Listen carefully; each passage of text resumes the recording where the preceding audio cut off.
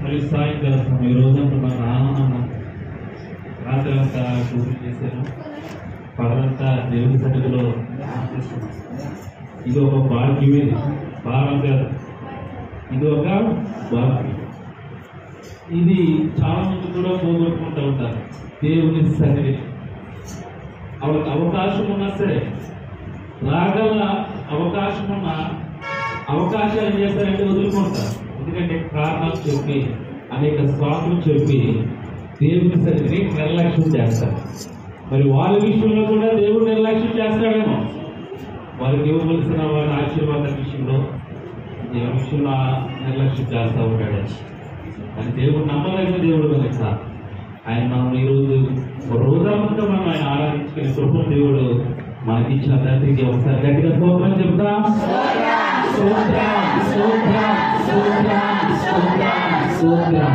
మంచిది.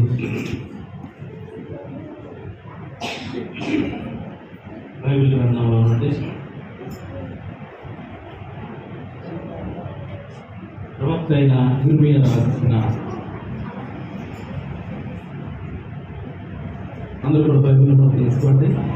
ఇర్మియా గ్రంథము 29వ అధ్యాయము 13వ వచనం 14వ వచనం చదువుతున్నాం. అమ్మా ఇర్మియా 29. మీరు నన్ను వెతికిన యెడల, ఇర్మియా 29, 13, 14. మీరు నన్ను వెతికిన యెడల పూర్ణ మనసుతో నన్ను గూర్చి విచారణ చెయ్యునెడల మీరు నన్ను కనుగొందురు. విచారణ చెయ్యునెడల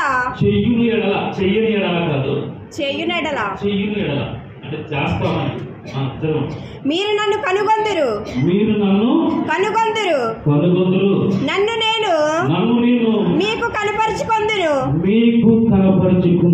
దేవుడికి స్తోత్రం. ఈ వాక్యం దేవుడు మనతో మాట్లాడుగాక. ఆమేన్. ఈ వాక్యంలో ప్రభు అంటున్నాడు,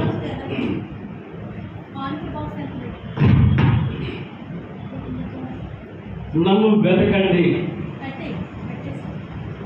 నేను మీకు దొరుకుతాను. అందరు కూడా చూడాలి. నన్ను వెతకండి, ప్రభు అంటున్నాడు, నన్ను వెతకండి, నేను మీకు దొరుకుతాను. ఈ రోజున దేవుణ్ణి ఏ విధంగా వెతకాలి? దేవుణ్ణి వెతకడం ద్వారా మనకి ఏమొస్తుంది? దేవుణ్ణి ఏ విధంగా మనం వెతకాలి అని దాని గురించి, దేవుణ్ణి వెతుకుట అనే అంశం గురించి నేను మీతో మాట్లాడబోతున్నాను. దేవుని సన్నిధిని వెతకడం ద్వారా, దేవుని వెతకడం ద్వారా మనకు వచ్చేది ఏంటి? మనకి ఏమి ప్రాప్తిస్తుంది? మనం ఏమి పొందుకుంటాము? ఏమి మనకు ఒక బాధ్యత ఎంచబడుతుంది అంటే, ఎవరికి లేని ఆనందము దేవుని సన్నిధిలో ఉన్నది.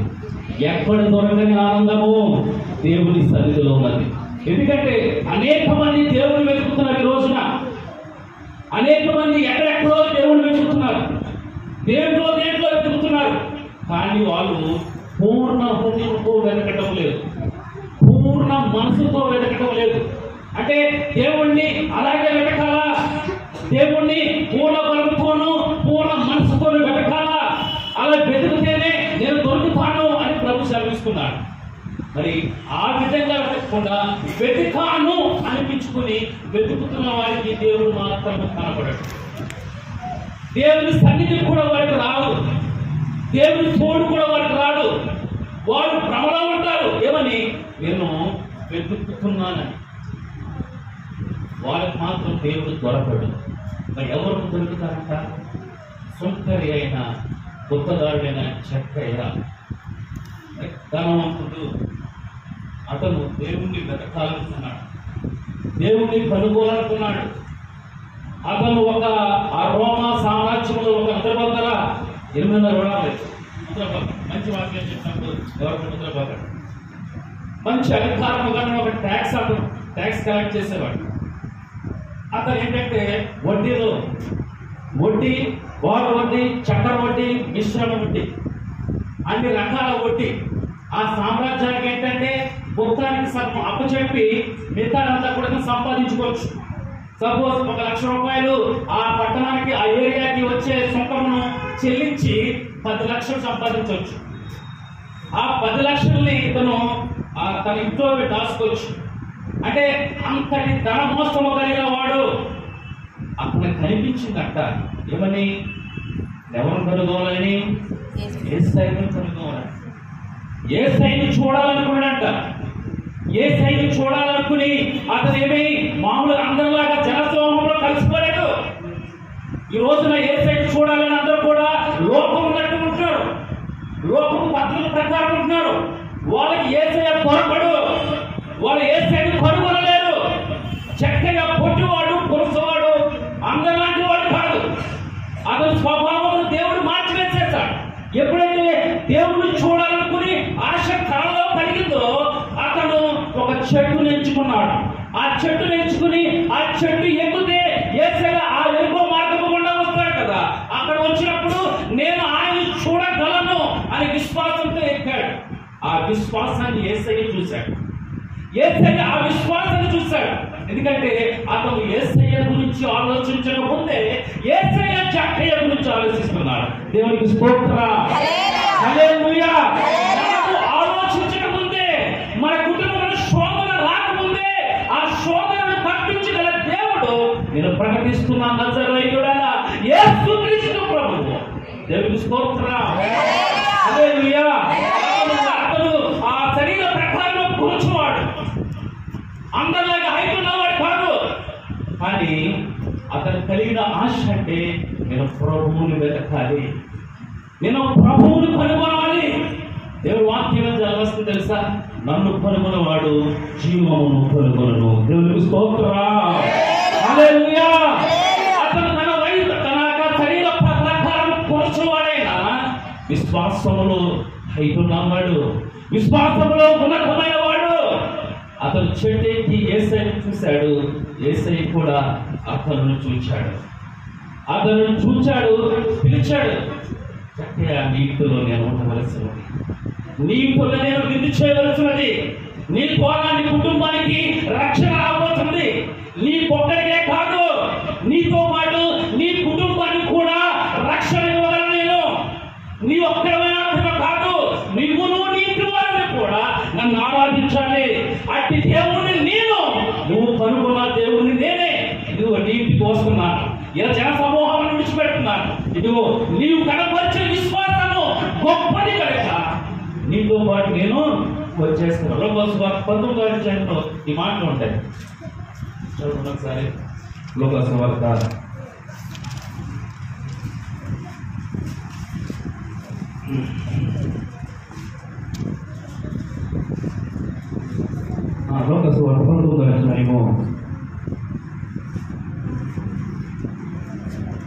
8వ వచనంలో చూడండి. ఇదిగో ప్రభువా, ఆ ఆస్తిలో సగ భాగం పేదలకు ఇస్తున్నాను. నేను ఎవరి యొద్దైనను అన్యాయముగా దేనినైనను తీసుకొనిన యెడల అతనికి 4 గంటలు మరలా చెల్లుతునని ప్రభుతో చెప్పెను. అందుకు యేసు, ఇతను కూడా అబ్రహాము కుమారుడే, ఎందుకనగా ఈ ఇంటికి రక్షణ వచ్చినది. అతనికి కాదు, అతనితో పాటు అతని ఇంటికి కూడా రక్షణము పట్టి వెళ్ళిపోయాడు జక్కయ్య. దేవుణ్ణి వెతుకు వారికి కూడా అంతే, దేవుణ్ణి వెతకాలని ఆశ కలిగిన వారికి కూడా అంతే, దేవుణ్ణి కనుగొనవాలని ఆశ కలిగిన వారికి కూడా అంతే. అతనితో పాటు అతని కుటుంబీకుడు, అతనితో పాటు ఒక భార్యతో పాటు భర్తతో పాటు బిడ్డలతో పాటు అతని అత్త మామలకు, తన కుటుంబములకు రక్షణ ఇవ్వగల దేవుడు నజరేయుడైన యేసుక్రీస్తు ప్రభువారు. అందుకే అతను అంటాడు కదా, నా ఆస్తులో ఒకవేళ నేను ఎవరి దగ్గరైనా అన్యాయముగా పట్టుకున్నానేమో, వడ్డీ లెక్కలేసి, బారు వడ్డీ లెక్కలేసి, మిశ్రమ వడ్డీ లెక్కలేసి ఎవరి దగ్గరైనా నేను అక్రమం సంపాదించుకున్నానేమో, అవన్నీ కూడా విడిచిపెట్టేస్తాను. అని అంటున్నాడు. కానీ ప్రభు మాత్రము నీ విడిచిపెట్టుమని అన్నారా? ఇవన్నీ విడిచిపెట్టని వెంబడించమని అన్నారా? అనలేదు. ఎందుకంటే ఇతను అంటున్నాడు, ప్రభువా ఇదిగో నేను నిన్ను కనుగొన్నాను కనుక నా మనస్సాక్షి నన్ను ఏం చేస్తున్నాను, ఖండించేస్తాను. నా మనసాక్షి ఏం చేస్తున్నాను, నలిపివేసేస్తుంది. ఇదిగో ఆ యొక్క దొంగ డబ్బులతోటి, అక్రమ సంపాదనతోటి ఆ బ్రతుకు నాకు వ్యర్థము. నేను నిజముగా బ్రతకాలి, నిజముగా నేను జీవించాలి అని తీర్మానం చేసుకున్నాడు. అప్పుడే అంటున్నాడు, ఇతను కూడా అబ్రహాము కుమారుడే. అబ్రహాము ఎవరికంట? విశ్వాసులకు తండ్రి. దేవుని స్తోత్రం. దేవుని యందు విశ్వాసం ఉంచి ఉన్నాడు. దేవుని మాటల వల్ల విశ్వాసం ఇచ్చి ఉన్నాడు. ఆ మార్గం గుండా వెళుతున్న యేసును చూడాలని అనుకున్నాడు. అతనితో పాటు అతని ఇంటికి వచ్చేసింది రక్షణ. ఒక ధనవంతుడు ఉంటాడు, అతడు యవనస్తుడు, మంచి ప్రావీణ్యం గల యవనస్తుడు. సద్బోధ కూడా నిత్య జీవములకు వారసులు అవ్వాలంటే నేను ఏ మంచి కార్యం చేయాలి, ఏ మంచి పనులు చేస్తే నేను నిత్య జీవనకు వారసులు అవుతాను అంటే అతను దాన ధర్మాలు చేయడం ద్వారా, లేదంటే ఎవరికైనా హెల్ప్ చేయడం ద్వారా, ఎవరికైనా ఏ సంస్థకైనా ఒక ధనం ఇవ్వడం ద్వారా నిత్య జీవనకు వారసులు అవుతానని ఆ యొక్క యవనస్తుడి యొక్క ఆలోచన. అతను వచ్చి అంటాడు, ప్రభు ముందు సాష్టాంగపడి పలుకుని ఎత్తి వచ్చి, సద్బోధ కూడా నిత్య జీవనకు వారసులు అవ్వాలంటే నేను ఏ మంచి పనులు చేయాలి అని అన్నప్పుడు ప్రభు అక్కడ కొన్ని ఆజ్ఞలు చెప్తున్నాడు. ఆ మాట చేస్తారు ఒకసారి.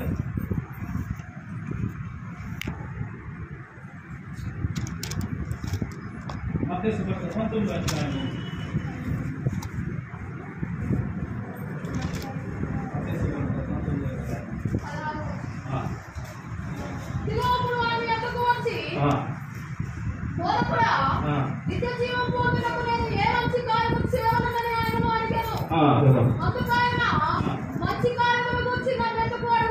మంచి కార్యముల గురించి అడుగుతున్నావు.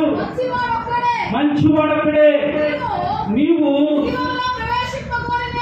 జీవములో ప్రవేశింపగోరేవా? ఆజ్ఞలను గైకొనండి.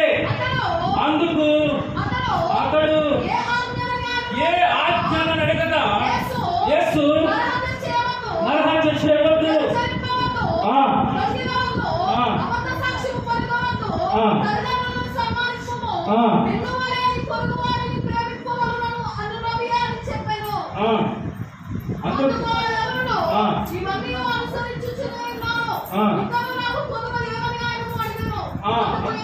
అందుకు యేసు నువ్వు పరిపూర్ణుడగున ఎడల కోరిన ఎడల నువ్వు పోయి నీ ఆస్తిని అమ్మి పేదలకి ఇమ్ము, అప్పుడు పరలోకమందు నీకు ధనము కలుగును.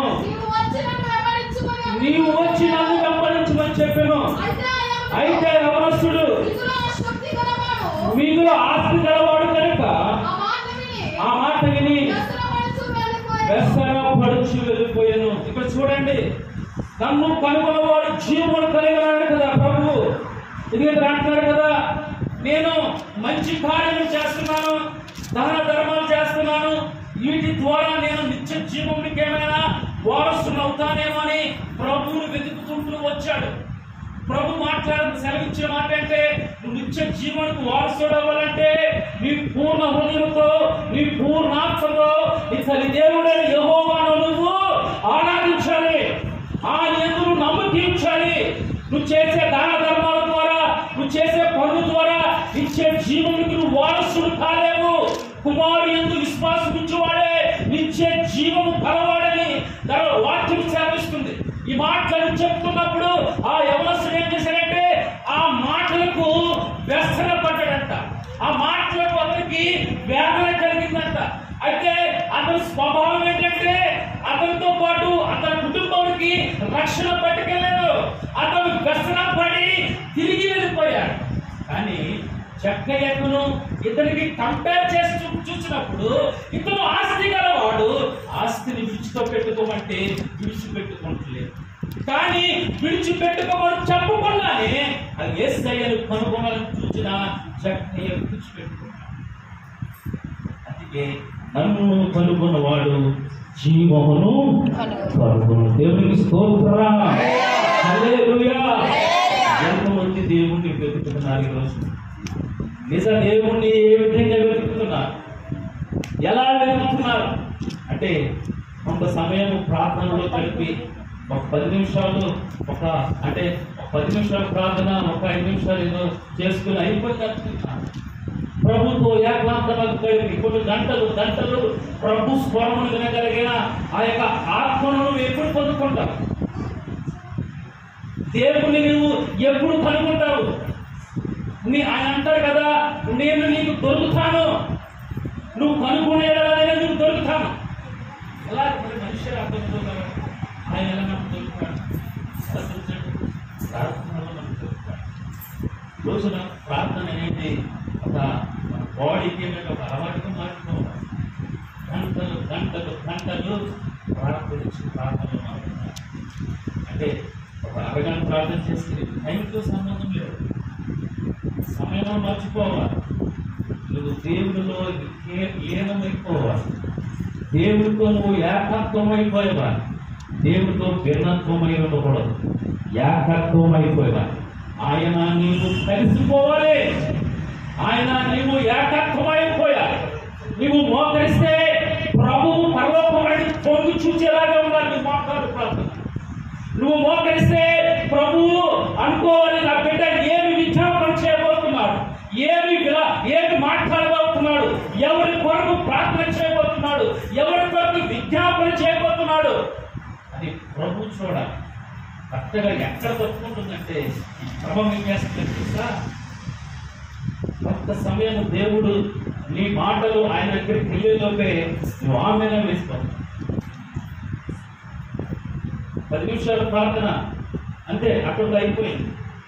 ఎవరో లోక సంబంధం వచ్చినట్టుకు వచ్చి గంటలు కూర్చొని వ్యర్థమైన మాట్లాడితే నీ చెవుని ఆలోచించుకుంటాను. నువ్వు బైబిల్ స్టడీ చేస్తున్నప్పుడు, బైబిల్ ధ్యానిస్తున్నప్పుడు ఎవరో వస్తే బైబిల్ పక్కన పెట్టేసి నువ్వు లోక సంబంధం అంటే లోకం మంది వేరే కాదు, వాళ్ళు సంభాషించడం. దేవుడికి ప్రాముఖ్యత ఇవ్వకుండా, దేవుడికి ప్రాధాన్యత ఇవ్వకుండా లోకములకు మనుషులకు నువ్వు ప్రార్థనిస్తే ఎప్పుడు నా ప్రభువు నువ్వు కనుక్కుంటావు, ఎప్పుడు నా ప్రభు నీకు దొరుకుతాడు అని అంటున్నాడు. ఇదే అనుకూల సమయం, ప్రభు దొరికే సమయము. మీరు ఆయనను కనుగొనండి. గుడ్డివాడంట ఆ యొక్క మార్గముగా ఆయనకు వస్తున్నప్పుడు ఈ గుడ్డోడు తప్పకుండా పక్కకి వేస్తే మరి దావీదు కుమారుడా మమ్మల్ని కరుణించని కేకలు పెడుతున్నారు. అంటే ప్రార్థన చేస్తున్నారు. మీరు ఆగండిరా, ఆయనకు అబ్జెక్షన్ పెట్టుకెళ్ళరా, ఆయనకు అడ్డగా వేసిపడరా అని అంటే దేవుడు ఈ రోజు మేము ఆయనను మీరు చూడాలి. దేవుడికి స్తోత్రం. ఆయనను మీరు చూడాలి. ఇంత కాలము మీరు లోకమును చూడలేదు. ఈ లోకమును కాదు, ఈ లోకమును సృజించిన దేవుడిని మీరు చూడాలి. మా స్వరములు, మా నాయకులు తెగబడినా పర్వాలేదు, ఇదిగో మీ పాలన మమ్మల్ని త్రొక్కి వేసినా పర్వాలేదు. ఈరోజు మేము సజీవుడైన దేవుడి కుమారుని మేము కనుగొనాలని ఇంకా కేకలు పెట్టి అరుస్తుంటే ఆయన వచ్చాక వాళ్ళన్న స్థలంలో నిలిచిపోయాడు. ఆ మార్గముగా వెళ్తున్న స్థలంలో వీళ్ళ పెడుతున్న ప్రార్థనకు, వీళ్ళ కేకలు పెడుతున్న కేకలకు జీవముగా దేవుడు అక్కడ స్టాప్ అయిపోయాడు. వాళ్ళ కళ్ళనుకుంటున్నప్పుడు వాళ్ళ కళ్ళు వచ్చి వెంటనే ఏం చేశారు తెలుసా? దేవుడిని చూచారు. దేవుడికి స్తోత్రం. హల్లెలూయా. నీ వ్యక్తిగత ప్రార్థనలో నీ కళ్ళపై ఉన్న ఆ మైకం అనే పొరలు పోవాలి. ఆ పొరలు లోక సంబంధం పొరలంత కాలము దేవుని నువ్వు చూడలేదు, దేవుని నువ్వు కనుగొనలేదు. మోషే సినాయి పర్వతం మీద, కొండ మీద ధర్మశాస్త్రమును తీసుకుని వస్తున్న దేవుడితో మాట్లాడుతూ వచ్చినప్పుడు ఆయన ముఖమును ఇశ్రాయేలు బిడ్డలు చూడలేకపోయారు. మోషే, నేను మీ ముఖమును చూడలేకపోతున్నాను. ఆ ప్రకాశవంతమైన ఆ మోషే ఏం చేశాడట? సన్ రైజ్ ఎక్కువ పడకుండా చాటుగా దేవుణ్ణి కనుగొన్నవాడు ప్రార్థనలో, ప్రార్థనాత్మతో, ప్రార్థన శక్తితో, వ్యక్తిగత ప్రార్థనలో బలపడిన వాడు అంత కాంతివంతమైన జీవితంలో ఉంటాడు. వాడి బ్రతుకు వెలుగుమయంగా ఉంటుంది.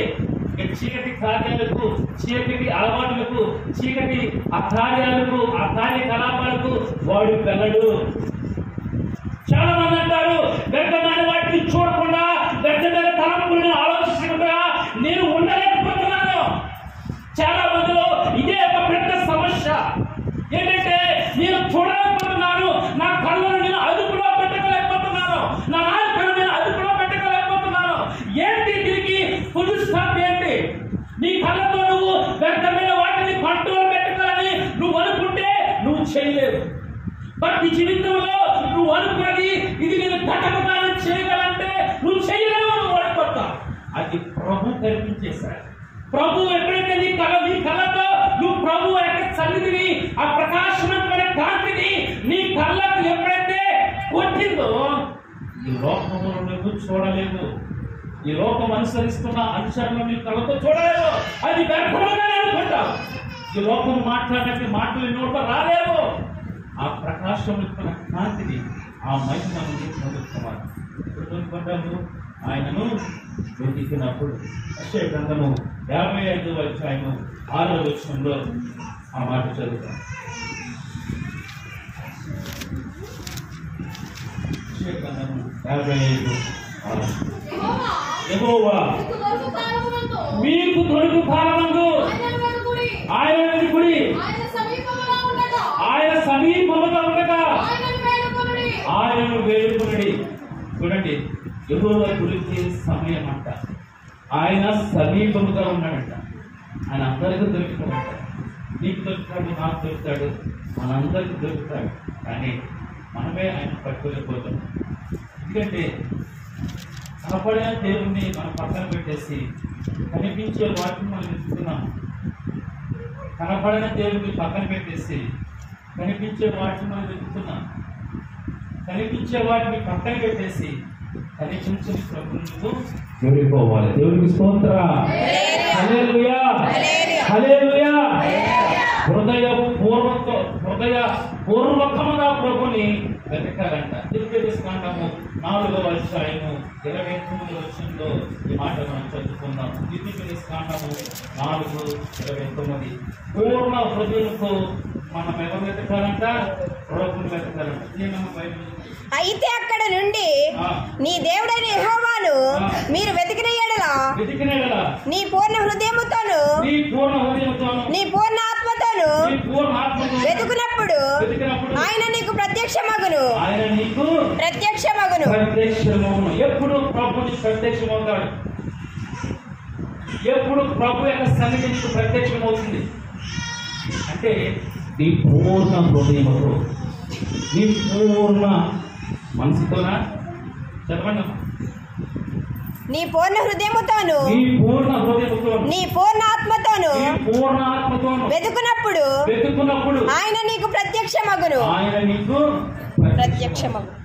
పూర్ణ మనసు అంటే మనలోనంట ఏది ఉండకూడదు. మన హృదయంలో రోజున మనుషుల హృదయంలో అనేకమైన పొరుగులు పెరిగిపోయి మనకు దేవుడిని బతకలేకపోతున్నాం. ఎవరైనా సాక్ష్యం చెప్పాయా అంటే సాక్ష్యం ఏం చెప్తారు తెలుసా? వాళ్ళ కష్టాలే చెప్తూ ఉంటారు. ప్రభు చేసిన కార్యాన్ని ఎంతగా చూపిస్తున్నారు. వాళ్ళ కష్టమేమో నెత్తి అంత బరువుగా చెప్తారు. ఎక్కెక్కి ఏడ్చి చీది నా బతికిలా అయిపోయింది అంటారు. లాస్ట్కి వచ్చేటప్పటికి ఇది చిన్ని సాక్ష్యము, లేకపోతే ఈ సాక్ష్యం అంటారు. ఇది చేసిన నీ జీవితంలో దేవుడు చేసింది గొప్పది. ఆ గొప్పదిగానే చెప్పాలి, కానీ చిన్నదిగా చెప్పకూడదు. నీవు పూర్ణ హృదయంతోనూ నా ప్రభువును ఆరాధించగలిగితే, నీ పూర్ణ ఆత్మతోనూ నా ప్రభువుని ఆరాధించగలిగితే నా దేవుడు నిన్ను కనుగొంటాడు. నువ్వు నా ప్రభువుని కనుగొనగలవు. ఎందుకంటే ఆయన అందరికీ కూడా దొరికే దేవుడు. అందరికి మాత్రమే కాదు, అందరికీ కూడా దొరికే దేవుడు. దేవుడు అందరికీ ఒక్కొక్కసారి నిన్ను చేసిన వాడు, నన్ను చేసిన వాడు, మనందరినీ ఇక్కడ స్పృష్టంగా కూడా చేసిన వాడు యెహోవా దేవుడు. ఆయన అంటున్నాడు, మీరు నన్ను వెతకండి, నేను మీకు దొరికేస్తాను. మరి ఏది వెతుకుతున్నాం? మీరు ఎక్కడ వెతుకుతున్నాము? దేన్ని వెతుకుతున్నాము? అదిగో ఆ యవనస్తుడు వచ్చి ఆ ధనము విడిచిపెట్టుకోమంటే విడిచిపెట్టుకోలేదు. ఆ ధనము అతనికి ఆ పూర్ణ హృదయంతో దేవుడు వెతకలేకపోయాడు. అతను అనుకుంటున్నాడు, అతని బ్యాక్గ్రౌండ్ ఏంటి? ధర్మశాస్త్రంలో కొన్ని ఆజ్ఞలను, ప్రధానమైన ఆజ్ఞలు పట్టుకొని వచ్చి, ఆ ప్రధానమైన ఆజ్ఞలు పట్టుకొచ్చి అంటారు కదా, ఇవన్నీ నేను చిన్నతనం నుండి నేను అనుసరిస్తున్నాను, చిన్నతనం నుంచి పాటిస్తున్నాను, ఇంకా ఏంటి నాకు చదువా అన్నప్పుడు నీ పూర్ణ హృదయంతో, నీ పూర్ణ ఆత్మతోను దేవుడిని యెహోవాను నువ్వు సేవించాలి. 10 ఆజ్ఞలు ధర్మశాస్త్రము, ఆది కాండము, నిర్గమకాండము, లేవి కాండము, దిగ్వేశ కాండం, 5 కాండాలు కూడా, పంచకాండాలు కూడా నీ పూర్ణ హృదయంతో, నీ పూర్ణాత్మతో నీ దేవుడిని యెహోవాను ఆరాధించాలి, ఆయన నామాన్ని ప్రేమించాలని దానిలోనే లిఖితమై ఉన్నది ఈ యొక్క పంచకాండాలు, ధర్మశాస్త్రం. దీన్ని విడిచిపెట్టుకుని అంటున్నాడు, ఇదిగో ధర్మ కార్యాలు చేస్తున్నారు కదా, ఈ యొక్క మంచి కార్యాలు చేస్తున్నారు కదా, వీటి ద్వారా నేను నిత్య జీవములకు వారసుమవుతానేమో అని భ్రమపడి ప్రభు దగ్గరికి వచ్చాడు. ప్రభు అతను చేర్చుకోలేదు, రిజెక్ట్ చేసేసాడు, వెళ్ళిపోమనలేదు, అతనే వ్యసనపడి వెళ్ళిపోయాడు. కానీ ప్రభు దొరకాలి, ప్రభుని పట్టుకోవాలనుకున్నాడు. కానీ తన హృదయంలో ఉన్న ఆ ధనాపేక్ష అతను ఏం చేసిందంటే ప్రభు దగ్గరకు రాలేకపోయింది. జగన్ జీవితం అయితే, ప్రభు అయితే నువ్వు ఒప్పుకోవట్లేదు, విడిచిపెట్టుకోవట్లేదు. కానీ నువ్వు ఉండగా నాకు ఇవన్నీ ఎందుకయ్యా? ఇదో నేను నీ రాజ్యాన్ని, నీ నీతిని వెతుకుతున్నాను, ఈ లోక సంబంధం అని వేది కూడా నాకు అక్కర్లేదు. మత్తయి సువార్త 6వ అధ్యాయంలో ఉంటుందన్నమాట. మత్తయి సువార్త 6వ అధ్యాయము, నా నీతిని, నా రాజ్యాన్ని మీరు మొదట వెతకండి. 6:33. కాబట్టి మీరు ఆయన రాజ్యమును, నీతిని మొదట వెతుకుడి, అప్పుడు అవన్నీ మీకు అనుగ్రహింపబడును. చూడండి, మొదట వెతకాలంట ఆయన రాజ్యమును, ఆయన నీతిని వెతకాలంట. ఈ యొక్క మండల ప్రసంగంలో ఈ మాటలన్నీ కూడా ఆకాశ పక్షిని చూడండి, అవి విత్తవు, కొయ్యవు, కోట్లు సమకూర్చుకున్నావు, ఆయనను పరలోకపు తండ్రి వారిని పోషిస్తున్నారు, మీరు వాటికంటే శ్రేష్ఠులు కారా అని ప్రభు మాట్లాడుతున్నారు. ఇవన్నీ కూడా ఈ లోక సంబంధమైన ఆశీర్వాదాలైనా, ఈ యొక్క పర సంబంధమైన ఈ ఆశీర్వాదాలైనా మన జీవితంలో మనకు రావాలంటే, మన కుటుంబంలో నెరవేరాలంటే, మొదటిగా ఏం చేయాలంటే ఆయన రాజ్యమును, నీతిని మొదట వెతకాలి. అంటే నా ప్రభువును నీవు మొదట వెతకాలి, నా ప్రభుకి నీవు మొదటి ప్రిఫరెన్స్ అనేది ఇవ్వాలి. నా ప్రభు నీకు దొరుకుతానంటున్నాడు, ఆయన సమీపముగా ఉన్నాడు, ఆయన దొరికే కాలము ఈ కాలము. ఈ కాలంలో ప్రభు దొరికే కాలంలో ప్రభువుని వెతకకుండా ఏదేదో వెతుకులాడుతున్నామేమో, తిండికి వెతుకులాడుతున్నామేమో, వస్త్రములకు వెతుకులాడుతున్నామేమో, లేదంటే ఆభరణం కొరకు, ఈ లోక సంబంధమైన వాటి కొరకు వెతుకులాడుతున్నామేమో. అవన్నీ కూడా నీతో రావు. యుగ సమాప్తి వరకు దేవుడు సదాకాలం నీతో ఉన్న దేవుడు నువ్వు మొదట వెతకాలి, ఆయన రాజ్యాన్ని వెతకాలి, ఆయన నీతిని వెతకాలి. ఈ లోక సంబంధం అన్ని కూడా, పర సంబంధం అన్నిటి కూడా అవి నీతో పాటు వస్తాయని ప్రవేశిస్తున్నాడు.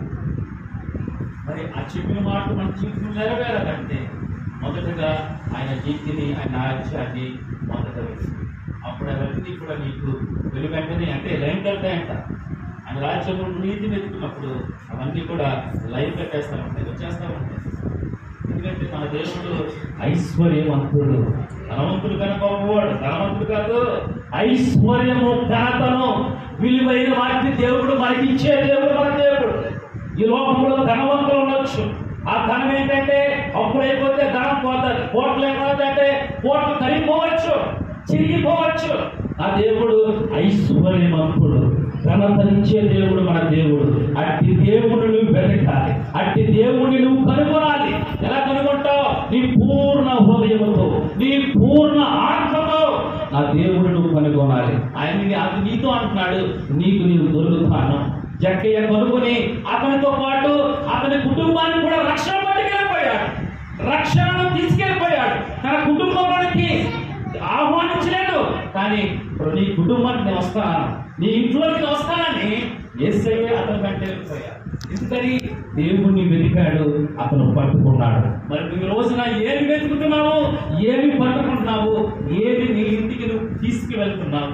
ఆశీర్వాదాలకు బదులు శాపము తీసుకెళ్తున్నావా? ఆశీర్వాదాల బదులు పాపాలు తీసుకువెళ్తున్నావా? దేవునికి బదులు దెయ్యమును పట్టుకెళ్తున్నావా? నువ్వేం తీసుకెళ్ళాలంటే ఆశీర్వాదాలు తీసుకెళ్ళాలి.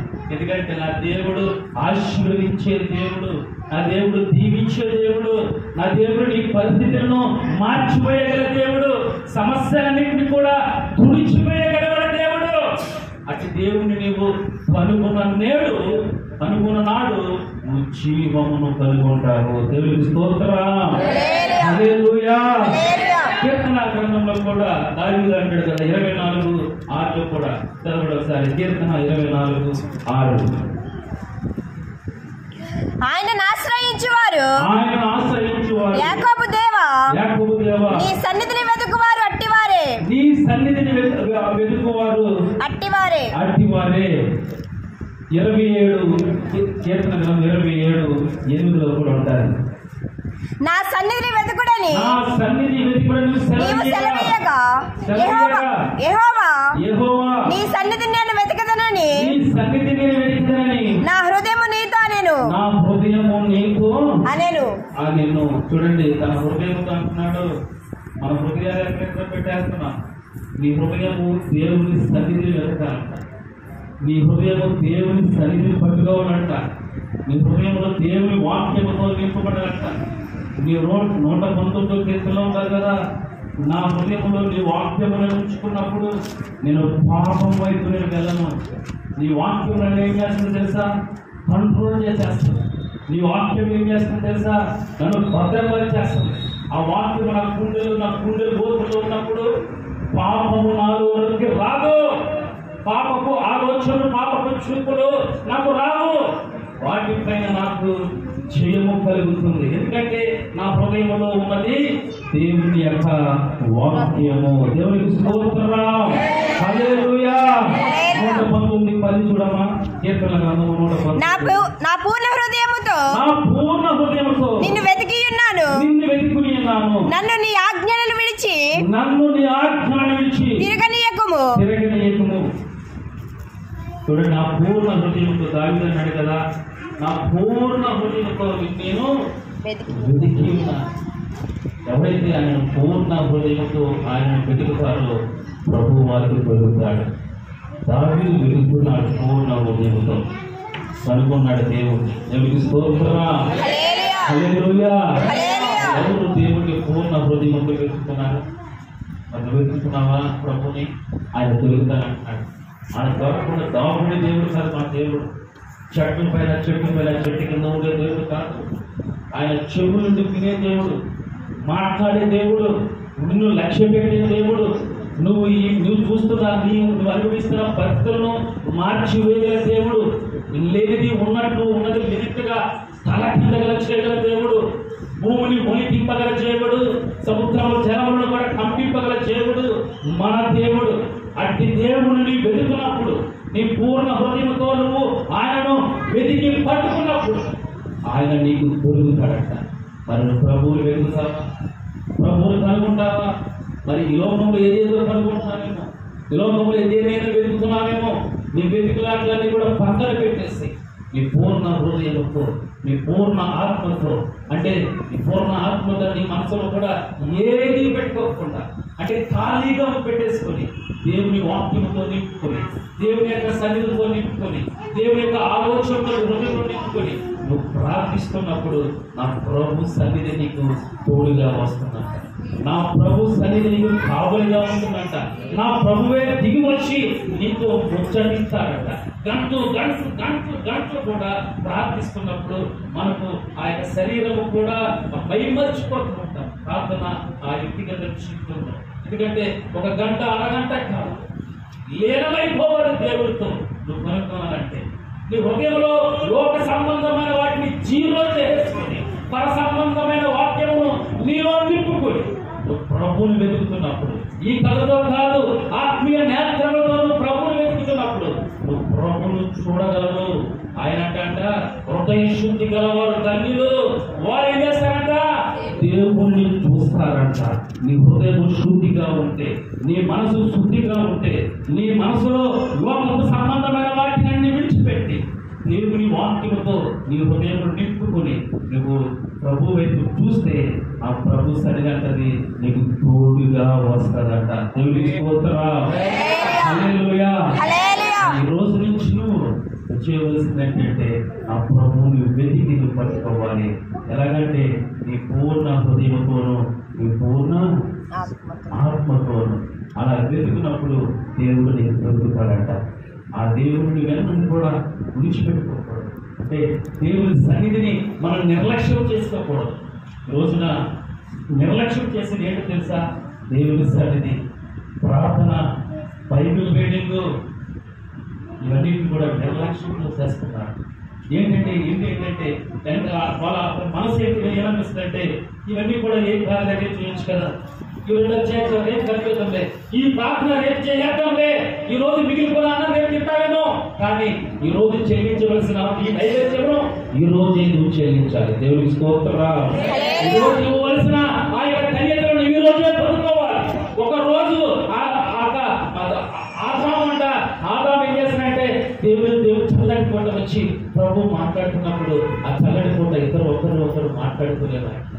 ఎప్పుడైతే పాపము అతను పట్టుకుందో, దేవుని సన్నిధి దూరం అయిపోయిందో, ఏం చేసినట్ట? దాక్కుంటాడంట.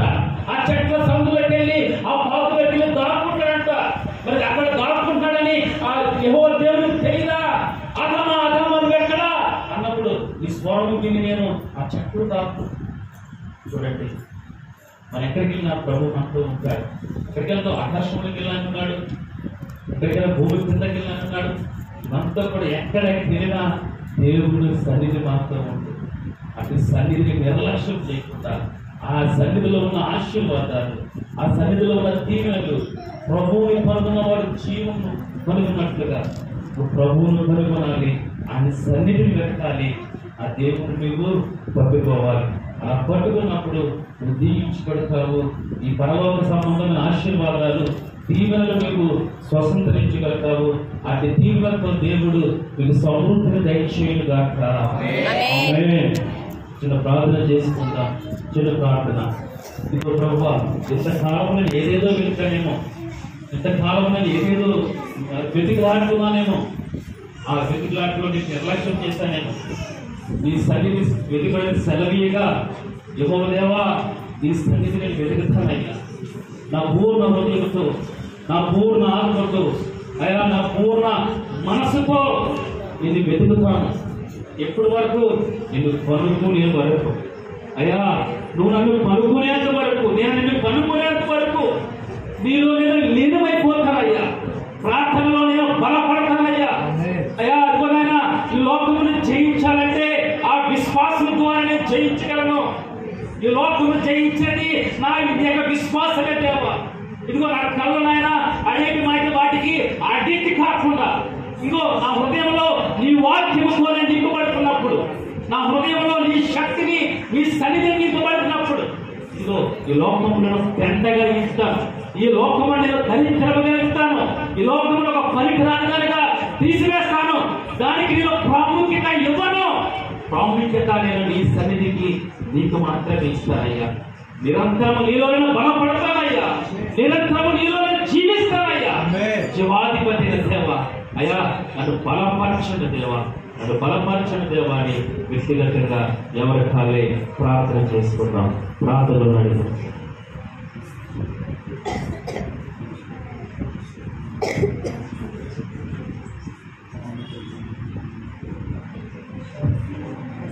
మహాపరిశుద్ధుడా, మహాగరుడా, మహోన్నతుడా, సర్వాధికారి, సర్వోన్నతుడా అని నామములు కన్నా పరిణామం గల దేవా, మీ ఘనమైన నామానికి లెక్కలేని స్తుతులు, స్తోత్రాలు, నమస్కారాలు చెల్లించుకున్నాను ప్రభా. ఇదిగో ఎంతవరకు నీ ప్రియ బిడ్డ నాయనా ఇక్కడ నిలబడి ఇదిగో నాయనా నిన్ను కనుగొనాలి, నిన్ను కనుగొనిన వారు శ్రీమని కనుగొన్నట్టే అని వాక్యం ఇచ్చావయ్యా.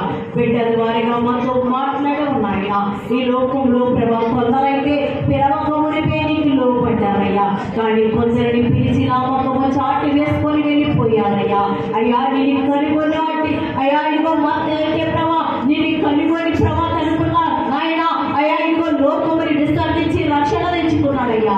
ప్రపంచ ప్రజలందరూ కూడా నాయన నిన్ను కనుగొని ప్రభా నిజమైన పూర్ణాత్మతో, పూర్ణ బలముతో, సత్యముతో నిన్ను ఆరాధించి రక్షణలోకి వచ్చే కృప దయచేయండి ప్రభా.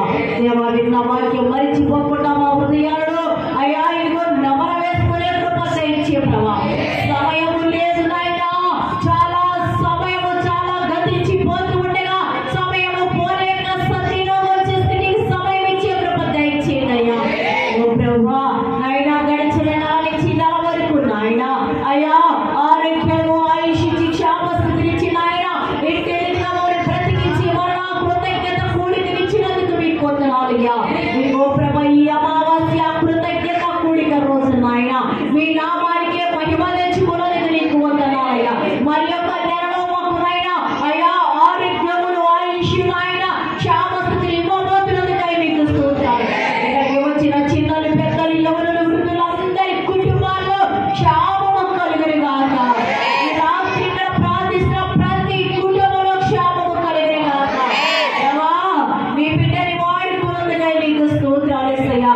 ఆ బిడ్డని ఇంకాను ప్రభా నశించిపోతున్న ఆత్మల మధ్య భార్య భర్తని వాడుకోమని వచ్చున్నా, ఆత్మతో నింపమని వచ్చున్నా, చిన్న బిడ్డని కాపాడమని వచ్చున్నా యేసయ్యా. దేశము కొరకు నాయనా అయ్యా దేశంలో నాయనా ఇదిగో దేశం నాయనా రక్షణకు నాయనా దేశ క్షేమము కొరకు నాయనా ఇదిగో జాబులు చేస్తూ ఉండగా ప్రభా నమ్మకస్తుడిగా ఉంచమని వచ్చినానయ్యా. డ్యూటీ ఎంతలో నీ కృప వచ్చని ప్రభా ఆరోగ్యం ఇచ్చి కుటుంబం చుట్టూ నీ కలిసినవేమని వచ్చిన ప్రతి బిడ్డని కొన్ని అప్పగిస్తూ నజరేయుడైన యేసయ్య నామములో అడుగుచున్నాను తండ్రి. యేసు రక్తమే జయ, సిలువ రక్తమే జయ, కలువరి రక్తమే జయ. ప్రభు యేసు రక్తానికి సంపూర్ణ విజయం కలిగిన గాక. అపవాది కలిగినంత నాశనం, అపవాది కలిగినంత నాశనం, అపవాది కలిగినంత నాశనం కలిగిన గాక. ప్రభు యేసు రక్తానికి సంపూర్ణ విజయం కలిగిన గాక. ఆమేన్, ఆమేన్, ఆమేన్. మన తండ్రి అయిన దేవుని ప్రేమ, మన ప్రభువును లోకరక్షకుడైన యేసుక్రీస్తు దివ్య కృప, పరిశుద్ధాత్మ యొక్క అన్య సర్వవాసము కాపుదల సదాకాలం మనకు తోడే నడిపించుగాక. ఆమేన్, ఆమేన్, ఆమేన్.